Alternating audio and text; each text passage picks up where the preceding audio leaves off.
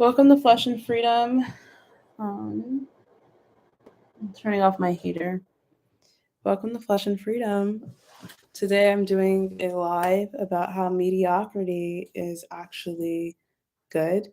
And I say that because I was watching a bunch of videos and people who are saying I'm giving up on the American dream. I'm okay with being average. And I thought to myself, like I watched the videos and then I just they weren't all clickbait. People were really just like, I'm okay, da da da da da da, I don't need to be exceptional. And I thought that was cool, but then it also made me curious to know if some of them were settling. So yeah, I had a response to that. Let me pull up my notes. A notepad. This is being filmed on a MacBook Pro. I've been trying to do live streams for a minute and I was never able to do them on my phone, but now here I'm able to do them. So let's see. And I also deactivated not deactivated, but uninstalled Instagram. And I'm being off Instagram for a week. I said I'll go back to it like at another time, but right now I'm just going to be off of Instagram just to see how that makes me feel, even though like I've been off of it before. Like it doesn't really matter. But I'm doing a video about that. So, do do do do do. So I was just procrastinating with this channel, and this is why it's gonna all make sense. So I was procrastinating with this channel for the longest because I didn't know. I just was afraid of like putting out work that wasn't the best. I was afraid of like, just having like, that's not the best, and I didn't want to.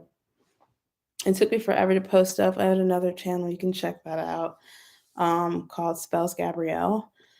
And I was like super anxious about like what I could put out, what people would say. I had like some of my uncle following me, and it just made me like nervous, like, oh my God, I hope they don't think this is inappropriate. And it was a lot of thoughts, and it was just so much like perfectionism and then trying to cater to like everyone that I knew watched, even though I had a very like small following. I think I had like maybe 50 subscribers or something like that. I don't remember.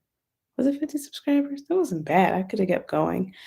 Um, and it was just stressful, honestly, trying to keep up with like making content and, you know, I just, yeah. So now I just kind of keep this channel. It's not a secret channel, but it's definitely not something that I would share with like on my old Instagram, which I deactivated because I was so disturbed and disgusted by the lack of critical thinking that people, not my following, but people who I had known forever, and just like falling out with friends in like 2020. And yeah. um so I was walking through the campus because I'm at college right now, and I was just looking at all these like younger people, like freshmen, and their attitudes and their excitement. And then I just remembered how even back then I thought about making a channel, and how I wish I had like not make a channel because I have one, but committed to it.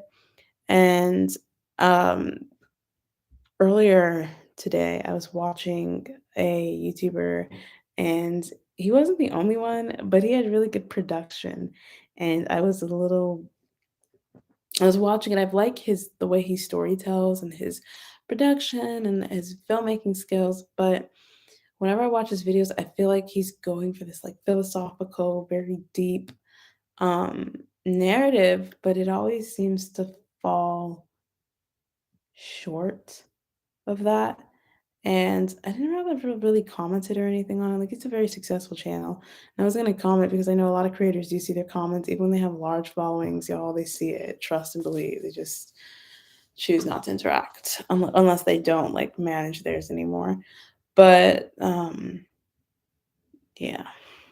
And I just thought about like how maybe my stuff isn't going to be, I'm not investing in a DSLR right now. I'll just use, this is what I've been using to make the last few videos. My Samsung, I think this is the S9. I got it from my brother, but yeah, I've been using my phone and a microphone for the sound quality for my latest video. Um, where else are we? Hmm.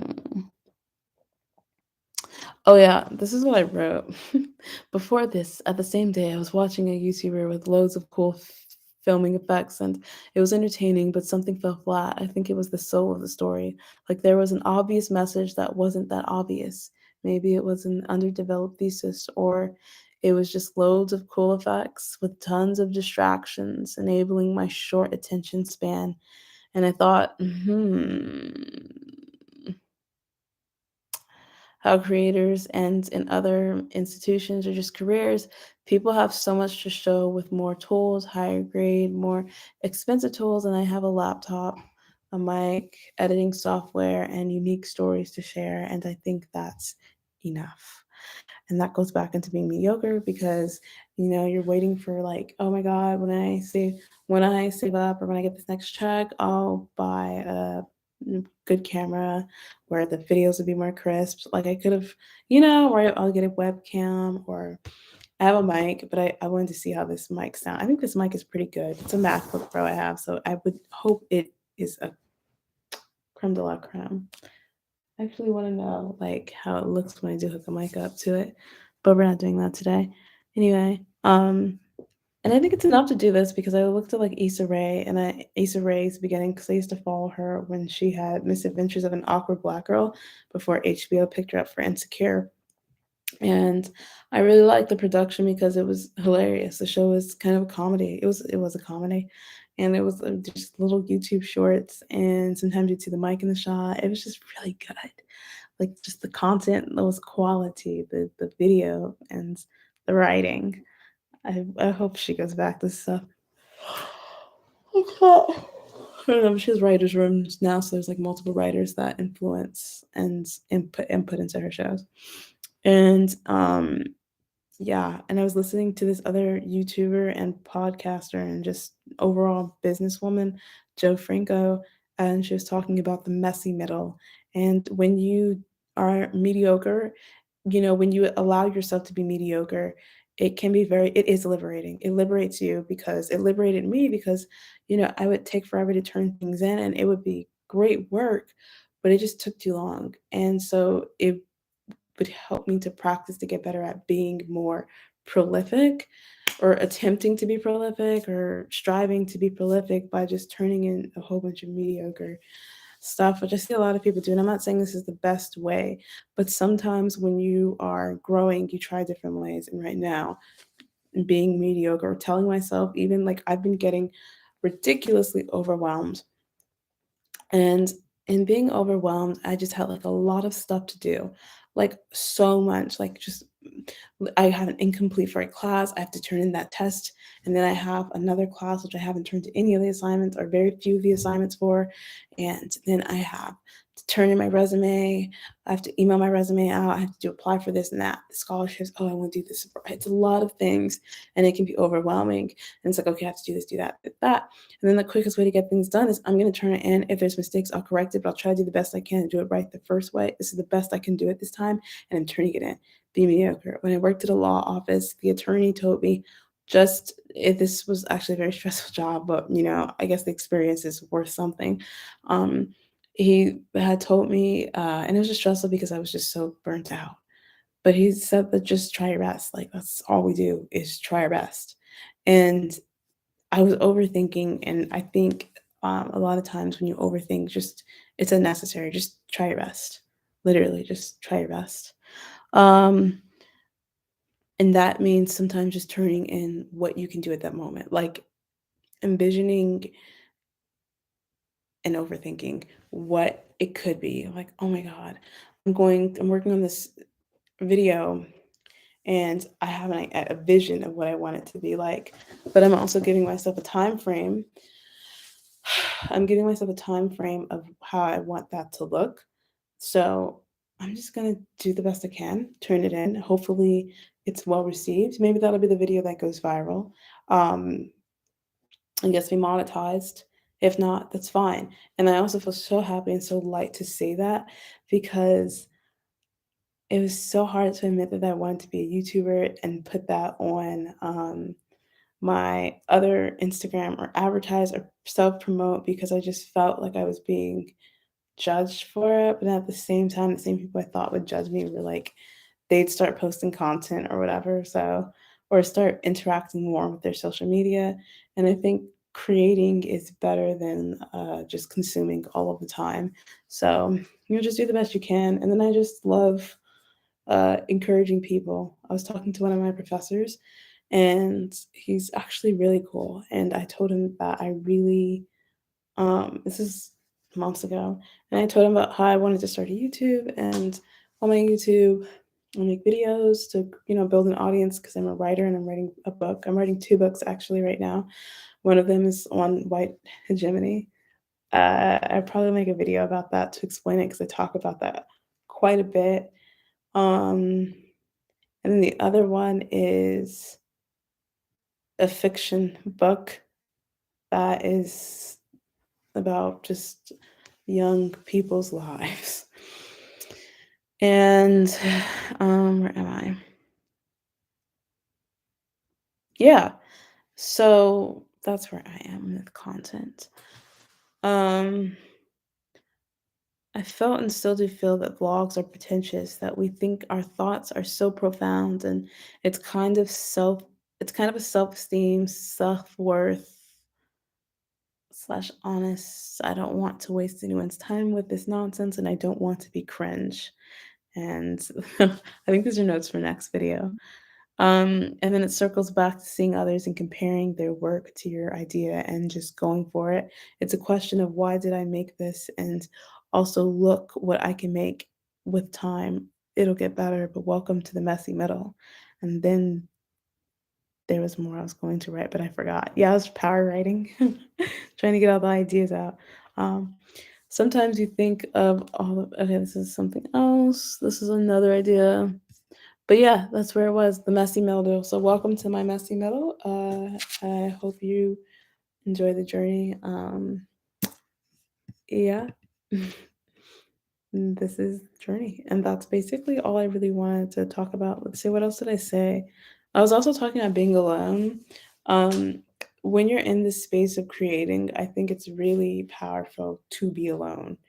I probably will I'm working on a sketch or a video idea about explaining being alone, but a lot of people talk about, like, go out to eat by yourself, go to the movies by yourself, da, da, da, da, enjoy your own company.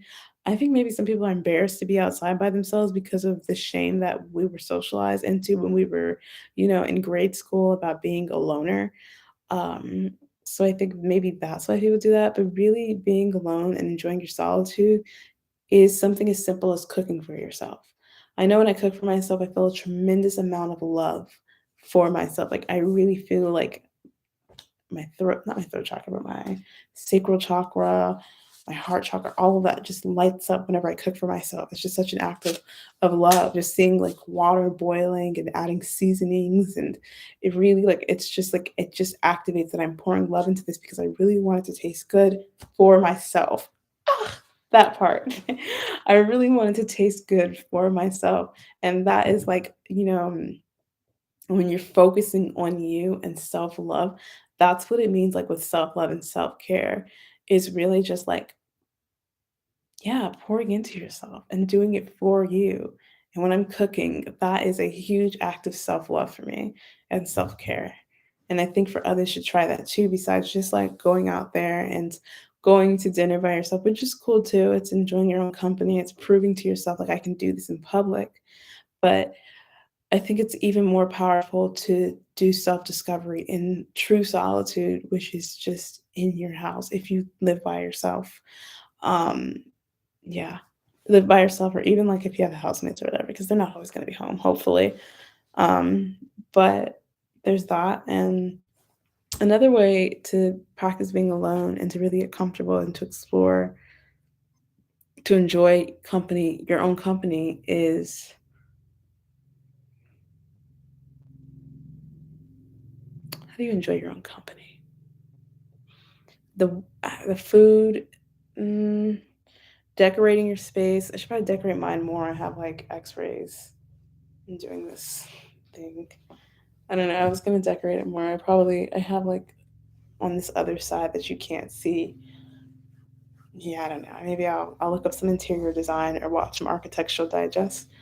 But just doing things or going to the park, sitting, like these things, grounding, meditating. Um, and then another thing for like spirituality, I'm talking about so many things right now. I had coffee and sometimes it does this a lot. Is what time is it? Oh no, am I gonna go to the gym tonight? I don't know. But anyway, this is kind of all over the place. But I think I talked about my main topics. I think this is 15 minutes long, almost 16. I don't like the number 16, so maybe we'll take it to 17. If you have any questions or comments, go ahead and like to interact with this algorithm to help, you know, boost this so I can get closer so I can get monetized. If you want to, no pressure. I'm not stressing. Um, I know sometimes I go into that chill voice, then I get into like the serious voice. It's just whatever. Let's see what other notes I have. I think I read through all of the notes. Um, I was contemplating friendships too because you think of the friendships and relationships that could have been and they just fell off and fell out, and it's okay that happened because who cares? More time to yourself that isn't convoluted with distractions.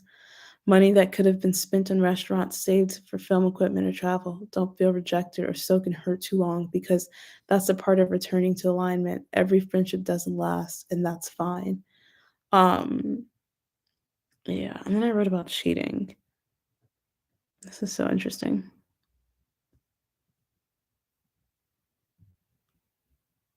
Yeah, I think that's another topic. That's off topic. But yeah, where's my mic? I hope that's good enough. Um, anyway, comment. Let me know what you think about this. What are your comments on being mediocre and the liberation of just getting something out there and feeling complete instead of stressing about the possibility of it doing this and doing that and taking too much time and just practicing release. Here's the best I can at this very moment, and here's what it is. That's how I've gotten so much better at it. That's literally how I got out the rut. I don't know if I finished the story. That's how I got out of the rut of being overwhelmed. I started working on a test today that's been due months ago. And I just said, I don't care if this is good enough, this is bad. And I was starting to do it. I'm like, oh, this is easier than I thought. And then I started looking at my resume and I was just like, you know what? It doesn't have to be perfect. I don't need to make sure this is like, I looked at my friends' resumes to see like what I was working with and I thought, wow, this is so professional. Wow, they did so much work. And it's like, yeah, I worked at a law office. Yeah, I did acting for a little bit. Yeah, these things are all great. But I'm like, I haven't like done. I feel like I hadn't done anything recently. Um, and that made me feel bad. But I've been so focused on like university, but I won an award, so I guess that works. Hmm. I feel good now that I'm talking about it. Like, girl, you be doing stuff, and I feel like on my previous channel, not my previous channel, but like when I had like my Instagram and I would go live all the time, I didn't want to seem boisterous. I didn't want to come off as pretentious, and I didn't want to create a false image of just like perfection. And I also didn't want people to try to humble me. So therefore I made sure to refrain from speaking about all of my accomplishments and all of that. But this channel is called Flesh and Freedom, literally for that reason, which is to be comfortable in the corporeal experience that we're all having and the freedom to do and say and be whoever we want to be and whoever we are without having to always be judged. And also the freedom to change because sometimes we're held in these boxes, not even just boxes, but these ideas of who we are. And it's hard to just leave them. Like I've been vegan for 18 years. 18 years. And I started drinking bison broth because I heard it strengthens your teeth and can heal cavities from a holistic practitioner. And so I started to do that.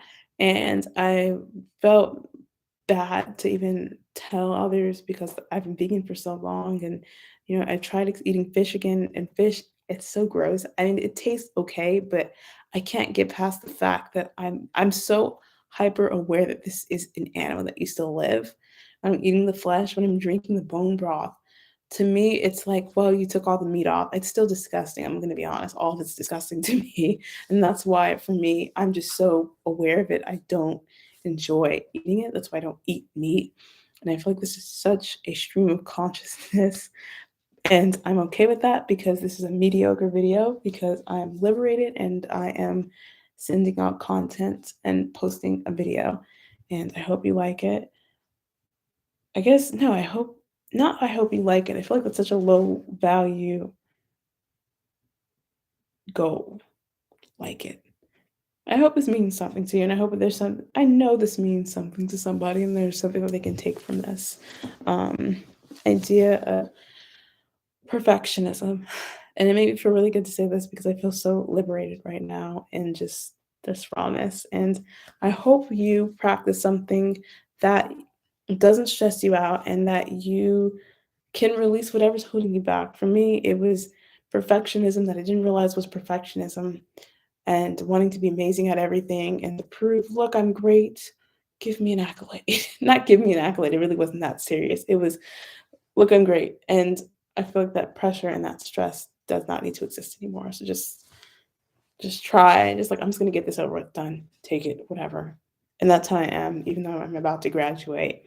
And I'm anxious about that. Not anxious about that. I'm hopeful of the future and I have a lot of belief that everything works out.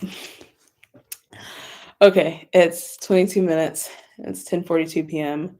I have other things to do. I'm so glad I finished this. Thank you for watching. I want to stop it exactly at 22:22. So when someone sees this, they go, "Oh my God, is this a sign?" And I'm like, "Yeah, it is." So be mediocre. Thank you for watching Flesh and Freedom. Please interact with this video however you'd like to improve the algorithm. Bye. Dang, it stopped at 22:23. Oh, stopping now. Okay, bye. Okay, now I want to wait till it's like 22:40. I'm big on numbers. You can click off.